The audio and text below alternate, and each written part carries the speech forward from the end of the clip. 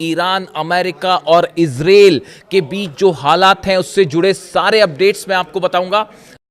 इस वक्त की सबसे बड़ी खबर है, ईरान और अमेरिका के बीच एक बार फिर भयानक जंग शुरू हो चुकी है और ईरान ने अब 3 अरब देशों पर निशाना साध दिया है। अरब देशों पर मिसाइल्स और ड्रोन से हमले शुरू कर दिए।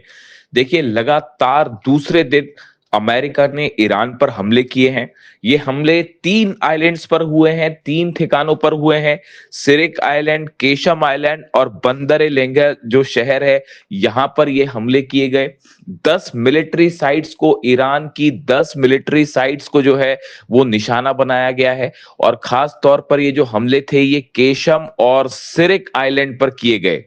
और अमेरिका के फाइटर जेट्स F-35 जेट से ये हमले किए गए हैं। बताया जा रहा है कि जो एयरक्राफ्ट कैरियर्स खड़े हैं अमेरिका के, वहां से इन जहाजों ने टेक ऑफ किया और भारी बमबारी की गई है ईरान के इन द्वीपों के ऊपर। उसके बाद हालात ये है कि ईरान ने जबरदस्त पलटवार शुरू कर दिया है। बहरीन में, कुवैत में, इराक में इस समय हमले जारी हैं। सबसे बड़े हमले बहरीन और कुवैत में हुए हैं। कुवैत में अली अल सलेम एयर बेस पर ईरान ने खैबर मिसाइल से बड़ा अटैक किया है और बड़े नुकसान की खबरें आ रही हैं। अमेरिका के बेस को एक बार फिर ईरान ने दहला दिया है और बड़ा नुकसान हुआ है। यहां पर इस तरह की खबरें आ रही हैं। देखिए, अली अल सलेम एयरबेस जो है कुवैत का, यहां पर बड़ी संख्या में अमेरिका के जेट्स मौजूद हैं, अमेरिका के सैनिक मौजूद हैं और इसे निशाना बनाया गया। और एक बार फिर अमेरिका का पेट्रियट सिस्टम खैबर मिसाइल के सामने बुरी तरह से फेल साबित हुआ है। बताया जा रहा है कि कई ड्रोन्स भी लॉन्च कर दिए गए हैं कुवैत के ऊपर और कई जगह धमाके की खबरें भी आ रही हैं इस समय कुवैत पर, यानी कुवैत पर बड़ा हमला कर दिया है ईरान ने। इसी के साथ जो है बहरीन में पोर्ट सलमान बेस है, मनामा में, बहरीन की राजधानी में, जहां पर अमेरिका का अड्डा है। खास तौर पर फिफ्थ फ्लीट जो है नेवी की, जिसको पहले भी कई बार ईरान ने निशाना बनाया है।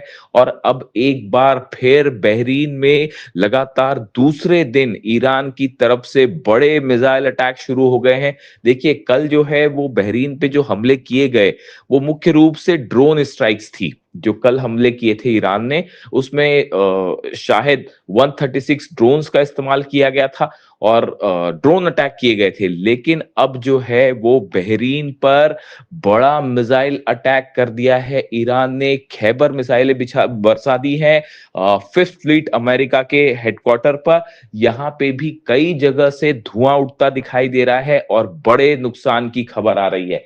इसी तरह से इराक में वो ग्रुप जो कि ईरान के खिलाफ है, उनके ऊपर भी लगातार हमले जारी हैं ईरान की तरफ से। देखिए, हालात ये हैं कि पूरे दुबई में, अबू धाबी में, सऊदी में, कतर में, सब जगह अलर्ट कर दिया गया है कि कभी भी ईरान की तरफ से इन देशों पर भी बड़े हमले हो सकते हैं। अब ये एमओयू को जो साइन हुआ था अमेरिका और ईरान के बीच में, इसको लगभग लगभग रद्द माना जा रहा है, कैंसिल माना जा रहा है। और जो हालात हैं वो एक बार फिर जंगी हो चुके हैं और ईरान की सेना भयंकर गुस्से में है। देखिए, ईरान ने ये कह दिया है कि ये उकसावे की कार्रवाई, जिस तरह से हमले किए गए, उसका बड़ा बदला लिया जाएगा और डोनाल्ड ट्रंप को और अरब देशों में जहां भी अमेरिका के बेसिस हैं, उन सब देशों में हमले किए जाएंगे और कड़ा सबक सिखाया जाएगा। देखिए, ये मामला जो है, हालात कैसे बिगड़े। पहले ईरान की तरफ से ये बात कही गई कि एक जहाज हमने देखा था जो क्रॉस करने की कोशिश कर रहा था, सिंगापुर का जहाज था, उसने बिना ईरान की सेना के परमिशन के एक नए रूट का इस्तेमाल करते हुए हॉर्मुज को पार करने की कोशिश की, तो ईरान ने उस पर हमला किया। ये पहला जहाज था जो अभी ये नए दौर का विवाद हुआ है इसमें हमले को लेकर। और कल फिर ईरान की तरफ से एक जहाज को निशाना बनाया गया है जो कि उसी नए रूट से निकलने की कोशिश कर रहा था। और इसको ईरान की तरफ से जो है वो वार्निंग दी गई कि इस जहाज को रोकने के लिए कहा गया, लेकिन ये जहाज नहीं रुका। इस पे पनामा का फ्लैग लगा हुआ था, पनामा फ्लैग शिप था, एमटी कीकू इसका नाम बताया जा रहा है, और इसमें 2 मिलियन बैरल ऑयल था, 2 मिलियन बैरल ऑयल भी इस पे था। ईरान की तरफ से इसे रोकने की बात कही गई, वार्निंग्स दी गई, लेकिन जहाज नहीं रुका तो ईरान ने हमले कर दिए। देखिए दरअसल अब ये पूरी जंग जो है वो हॉर्मूज पर कंट्रोल को लेकर शुरू हो गई है। एमओयू जो साइन हुआ है उसके मुताबिक हॉर्मूज से जो जहाज निकलेंगे वो पूरी तरह से ईरान की देख रेख में निकलेंगे। यानी हॉर्मूज खुलता है तो ईरान की देख रेख में जो है वो खुलेगा। लेकिन अब हालात ये हैं कि अमेरिका कई अरब मुल्कों के साथ मिलकर हॉर्मूज में एक नया रास्ता बनाने की कोशिश में जुटा है। वो पूरी तरह से ईरान को बाईपास करके यहां से जहाज निकालना चाहता है। ये एक बड़ी साजिश बताई जा रही है अमेरिका की कुछ अरब देशों के साथ मिलकर हॉर्मूज में, ऐसा ईरान का कहना है। ईरान ने साफ कर दिया है कि हॉर्मूज ईरान का था, ईरान का है और ईरान का रहेगा, और यहां पर किसी तरह की साजिश होगी तो उसका जवाब खैबर मिसाइलों से दिया जाएगा, उसका जवाब ड्रोन से दिया जाएगा। और हॉर्मूज में एक बार फिर ईरान की तरफ से जो हमले हुए हैं उसने ये साबित कर दिया है कि अमेरिका चाहे लाख कोशिश करे, किसी भी अरब देश के साथ मिलकर कोई कोशिश कर ले हॉर्मूज पर कंट्रोल करने की, लेकिन हकीकत यह है कि हॉर्मूज में ईरान की परमिशन के बिना परिंदा भी पर नहीं मार सकता। और पिछले 2 दिन से ये हमले हो रहे हैं, ये बात एक बार फिर बता रहे हैं कि अमेरिका को मुंह की खानी पड़ेगी हॉर्मूज में। देखिए हालात ये है, ये जितने समय का सीज फायर रहा, जितने आइलैंड्स थे उन सब आइलैंड्स पर ईरान ने अपने मिसाइल लॉन्चर्स को मजबूत कर लिया है, अपने ड्रोन लॉन्चर्स को मजबूत कर लिया है। इसका नतीजा यह है कि अगर ईरान की सेना की जानकारी के बिना जहाज निकलने की कोशिश करेंगे तो ईरान सीधा उन्हें निशाना बनाएगा और अमेरिका उनकी रक्षा नहीं कर सकता। आज बहरीन पर जिस तरह से हमले हो रहे हैं, कुवैत पर हमले हो रहे हैं, इसने एक बार फिर साबित कर दिया है कि अमेरिका अरब देशों की रक्षा नहीं कर सकता। अरब देशों का विश्वास अमेरिका से उठ चुका है। इसीलिए ईरान की तरफ से कहा गया था कि आप अमेरिका को एयर स्पेस ना दें, अमेरिका को हमले करने के लिए अपने देश की जमीन ना दें, वरना अंजाम बुरा होगा। और एक बार फिर मामला उसी तरफ बढ़ता दिखाई दे रहा है। अब हालात ये हैं कि एमओयू और सीज फायर जो है वो पूरी तरह से तार-तार हो चुका है, मामला बिगड़ चुका है। डोनाल्ड ट्रंप की तरफ से एक बार फिर नई वार्निंग आई है। डोनाल्ड ट्रंप ने कहा है कि no longer able to be reasonable. उन्होंने कहा है कि अब और संयम नहीं बरता जाएगा, ज्यादा रीजनेबल और नहीं हुआ जा सकता।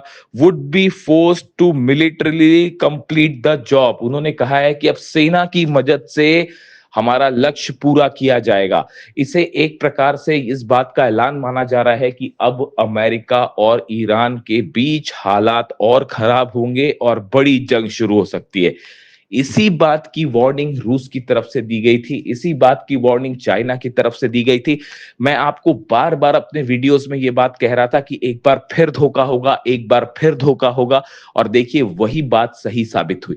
हमने एमओयू, जिस दिन एमओयू साइन हुआ था उसी दिन हमने अपने पॉडकास्ट में आपको बताया था कि इस एमओयू की कई शर्तें ऐसी हैं जिन्हें पूरा करना बेहद मुश्किल है और ये एमओयू ज्यादा दिनों तक टिक नहीं पाएगा। और इस एमओयू के पीछे, पर्दे के पीछे ईरान के खिलाफ कई साजिश रची जा रही है।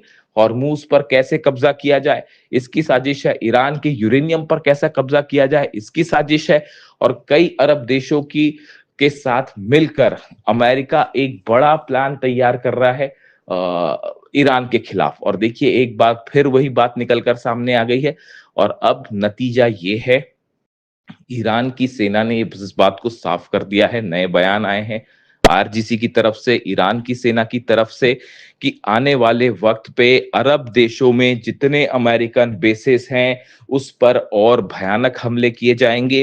हॉर्मूज में हर चैलेंज का सख्त जवाब दिया जाएगा। ऐसा करारा जवाब जो शायद पहले भी नहीं देखा होगा। बताया जा रहा है ईरान एक बहुत बड़े हमले की प्लानिंग कर रहा है। हालात देखिए लेबनान में भी जिस तरह से है, लेबनान में एक बार फिर जो है नेतन्याहू ने बमबारी शुरू कर दी है और वहां पर भी मौतों की खबरें आ रही हैं। ऐसा ही हाल गाजा का है। लेबनान में जिस तरह से समझौता हुआ, लेबनान की सरकार जो कि अमेरिका की पिट्ठू है, उसके बीच में और इजराइल के बीच में उस समझौते को मानने से लेबनान के लोगों ने ही इनकार कर दिया है। नतीजा ये है, सड़कों पर हजारों लोग हैं, लाखों लोग हैं जो इस समझौते का विरोध कर रहे हैं, इजराइल का विरोध कर रहे हैं। लेबनान में जो है वो ऐसे हालात हैं कि सड़कों पर लाखों लोगों का प्रदर्शन और गुस्सा देखने को मिल रहा है। एक सिविल वॉर छिड़ चुका है। ऐसे में लेबनान से इजराइल की सेना का वापस ना आना एक बार फिर इस जंग को और बड़ा रूप दे सकता है। देखिए अभी जिस तरह की खबरें हैं, बड़े हमले जारी हैं इजराइल की तरफ से लेबनान में, और दक्षिणी लेबनान में खास तौर पर कई ठिकानों को निशाना बनाया गया है जिसमें कई लोगों की मौत की खबरें भी आ रही हैं। देखिए ये ऐसे हालात हैं जिसने एक बार फिर जो है पूरे मिडिल ईस्ट को एक जंग की तरफ आगे बढ़ा दिया है। अब ये एमओयू सिर्फ नाम मात्र का बचा हुआ है जिसका कोई नतीजा निकलता नहीं दिख रहा है, और हालात एक बार फिर जंग की तरफ बढ़ गए हैं और ऐसा लगता है कि शायद फिर से एक बार बड़ी जंग छिड़ सकती है। लेकिन फिलहाल जो हालात हैं, अरब देशों पर ईरान की बड़ी स्ट्राइक्स शुरू हो चुकी हैं। देखिए कल जब अमेरिका की तरफ से पहले स्ट्राइक की गई ईरान के ऊपर, और उसके बाद जब ईरान ने जवाब दिया, ईरान की सेना ने जब जवाब दिया और बहरीन पर हमले किए, उसके बाद आईआरजीसी की तरफ से एक बयान रिलीज़ किया गया और उस बयान में कुरान की एक पंक्ति का जिक्र है। और ये बिल्कुल वही संदेश है जो अली खामेनी साहब ने अपनी शहादत के चंद दिनों पहले सोशल मीडिया पर पोस्ट किया था। देखिए मैं अक्सर इसका जिक्र करता हूँ। मैं अली खामेनी साहब के जितने संदेश थे मैंने सब उनको फॉलो किए। उनकी शहादत के पहले जितने उनके वीडियोस थे मैं उनको फॉलो करता था। आखिरी जब उन पर हमला हुआ उसके चंद दिनों पहले उन्होंने अपने सोशल मीडिया पर एक पोस्ट उनके हवाले से किया गया था जिसमें कुरान की कुछ पंक्तियों का जिक्र था, जिसमें ये लिखा गया था कि अगर कोई आप पर हमला करता है तो उसको बिल्कुल उसी के अंदाज में जवाब दीजिए। ये बात अली खामेनी साहब ने पोस्ट की थी और ये अमेरिका और इजराइल के रेफरेंस में उन्होंने पोस्ट की थी कुरान की पंक्तियों का, आयतों का जिक्र करते हुए। यानी देखिए अली खामेनी साहब ने जो बात कही बिल्कुल उन्हीं पंक्तियों का इस्तेमाल अब ईरान की सेना ने भी किया है और आईआरजीसी ने भी इन्हीं पंक्तियों को पोस्ट किया और ये कहा कि अगर कोई आप पर हमला करता है तो उसको उसी की भाषा में जवाब दिया जाना चाहिए। और ये रेफरेंस था अमेरिका के हमलों का, जिस तरह से अमेरिका ने हमले किए और बिल्कुल अली खामेनी साहब ने जो रास्ता दिखाया उसी पर चलते हुए ईरान की सेना ने एक बार फिर अमेरिका के बेसिस पर जबरदस्त अटैक किया।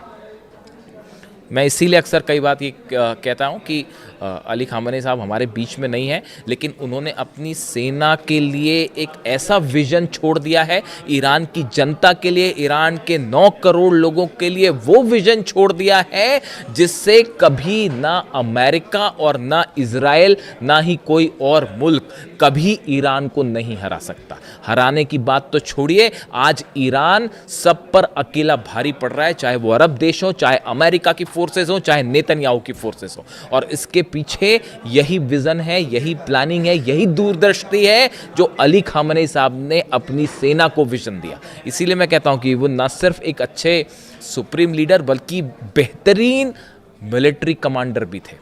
और ये ही उसका, ये जो कल ईरान की सेना ने जिस तरह से स्ट्राइक की और वो मिसाइल्स रुक नहीं पाई, ड्रोन्स रुक नहीं पाए और जिस अंदाज में हमला किया, ये एग्रेसिव जेस्चर बताता है कि अली खामेनी साहब ने जो है वो ईरान की जीत सुनिश्चित कर दी है।